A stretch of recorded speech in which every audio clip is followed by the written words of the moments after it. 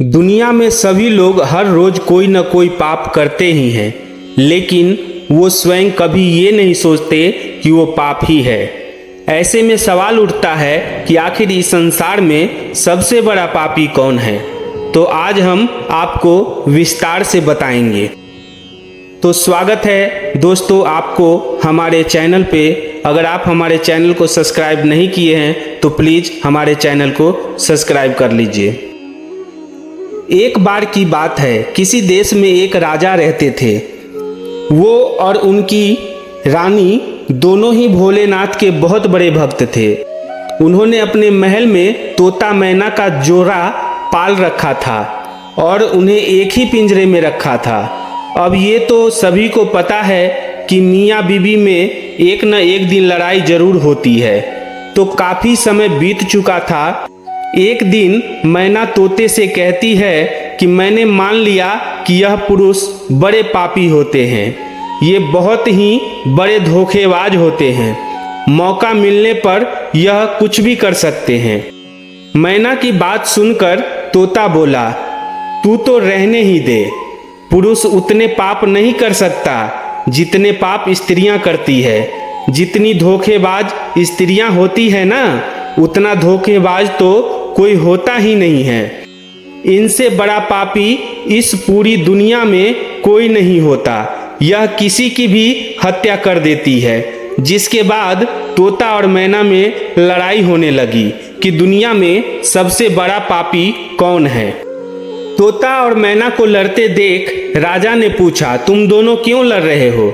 किस बात पर तुम दोनों विवाद कर रहे हो? मैना ने उत्तर देते हुए कहा, यह मान ही नहीं रहा कि दुनिया में सबसे बड़ा पापी पुरुष होता है। फिर तोते ने कहा, मैं कैसे मान जाऊं, क्योंकि सबसे बड़ी पापी स्त्री ही होती है। राजा ने दोनों से कहा, तुम किस कारण से ऐसा कह रहे हो? तब मैना ने उदाहरण देते हुए कहा, एक गांव में एक सेठ जी थे। बड़े ही दयालु थे और उनका जो बेटा था वो बहुत ज्यादा बिगड़ैल किस्म का था। सेठ जी का लड़का इतना जुआ खेलता था कि सेठ ये बात सोचते सोचते ही एक दिन स्वर्ग सिधार गए। सेठ जी जब जिंदा थे तो वह थोड़ा थोड़ा जुआ खेलता था, लेकिन पिता की मृत्यु के बाद वह मुक्त हो गया और आराम से दिन रात केवल जुआ ही खेलने लगा। जिसका परिणाम ये हुआ, जुआ में सब कुछ हार गया।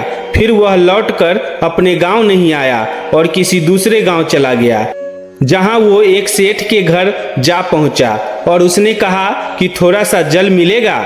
जब सेठ ने उससे पूछा कि तुम कहां से आए हो, क्या करते हो, जिसके उत्तर में लड़के ने कहा, मैं व्यापारी हूं और जहाज से जा रहा था। व्यापार करते वक्त मेरा सामान समुद्र में डूब गया, तो आप मेरी कुछ मदद कर देते तो अच्छा होता। सेठ ने लड़के की बात सुनी और फिर उसकी बातों के जाल में फंस गए और कहने लगे कि बेटा, तुम दिखने में ठीक ठाक हो और कमा भी लेते हो, तो क्या मेरी बेटी से शादी करोगे?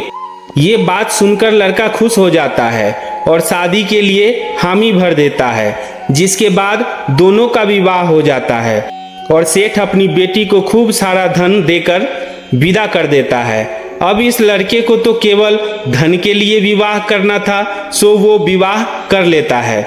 विवाह के बाद वो लोग जा रहे थे तो रास्ते में एक जंगल पड़ता है।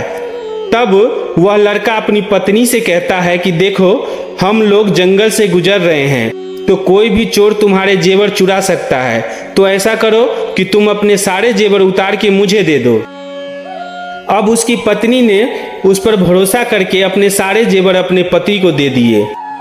देती भी कैसे नहीं, क्योंकि वो उसका पति था। जिसके बाद उस लड़के ने अपनी पत्नी के जेवर एक कपड़े में रखकर अपनी कमर में बांध लिए। फिर वह सभी एक जगह आराम करने के लिए रुके। तब उस लालची लड़के के साथ आई दासी को उसने मार डाला और अपनी पत्नी को कुएं में गिरा दिया कि वह उसमें डूबने से मर जाएगी। वो वहां से चला गया, किंतु उसकी पत्नी मरी नहीं और कुएं से बाहर निकलने के लिए आवाज लगाती रही। कुएं के पास से एक आदमी गुजर रहा था। तब उसने किसी महिला की आवाज़ सुनी तो उस व्यक्ति ने उस महिला को कुएं से जैसे तैसे करके बाहर निकाला। कुएं से बाहर निकालने के बाद महिला ने अपनी सारी जानकारी उस व्यक्ति को दी, जिस पर उस व्यक्ति ने महिला को उसके पिता के घर पहुंचा दिया। घर पहुंचने के बाद महिला के पिता यानी सेठ जी ने पूछा, क्या हुआ तुम्हारे साथ? अब क्योंकि वो स्त्री पतिव्रता थी, इसलिए उसने अपने पिता से झूठ कहा और बोली, पिताजी, जंगल में कुछ चोरों ने हम पर हमला कर दिया था और दासी को मार दिया, मुझे कुएं में धकेल दिया और पति का कुछ पता ही नहीं। बेटी की बातें सुनकर सेठ जी बोले, चलो कोई बात नहीं, भगवान सब सही कर देंगे। कुछ समय बाद लड़का दोबारा अपने ससुराल पहुंचा और सोचा कि सेठ जी से कहेगा कि आप नाना बनने वाले हैं और इसके बदले में खूब सारा धन मिल जाएगा। लेकिन वह जैसे ही अपने ससुराल पहुंचा, उसकी मुलाकात उसकी पत्नी से हुई, जिस पर उसकी पत्नी ने उससे कहा, मैंने पिताजी से ये सारी बातें बताई है, तो आप भी यही बता देना। वो कहते हैं ना, आदत वालों की आदत नहीं जाती। उसने देखा कि उसकी पत्नी ने बहुत सारे जेवर पहन रखे हैं, तो उस लड़के ने पत्नी से कहा, तुम सो जाओ, सुबह मैं तुम्हें अपने साथ लेकर जाऊंगा। रात हुई और उसने अपनी पत्नी का चाकू से कत्ल कर दिया तथा उसके सारे जेवर लेकर चला गया। राजा को ये सब कहानी बताने के बाद मैना ने कहा कि इसलिए मैं बोलती थी कि पुरुष दुनिया का सबसे बड़ा पापी इंसान होता है। उसने अपनी पत्नी को मारा और सारा सामान लेकर चला गया। मैना की ये बातें सुनकर तोते ने भी राजा को एक कहानी सुनाई, जिसमें उसने स्त्री के चरित्र को लेकर बात की थी। दोनों की बात सुनने के बाद राजा बोले, इस बात का उत्तर मैं देता हूँ कि कौन सबसे बड़ा पापी है। राजा आगे बताते हैं कि जिस इंसान की सोच उसके स्तर से नीचे गिर जाती है, वह इंसान पापी होता है, फिर वो भला पुरुष हो या स्त्री, क्योंकि इंसान पाप करने से पहले ये नहीं सोचता कि वह स्त्री है या पुरुष, उसे पाप करना चाहिए या नहीं। तो मित्रों, आपने जाना कि दुनिया का सबसे बड़ा पापी कौन है। अगर आपके आसपास भी कोई इन्हीं में से एक है तो कमेंट करके जरूर बताएं। आज के लिए बस इतना ही। हम उम्मीद करते हैं कि हमारी इस कहानी के जरिए आपको कई सवालों के जवाब मिल गए होंगे। अगर यह कहानी पसंद आई हो तो उसे अपने दोस्तों के साथ शेयर करें। धन्यवाद।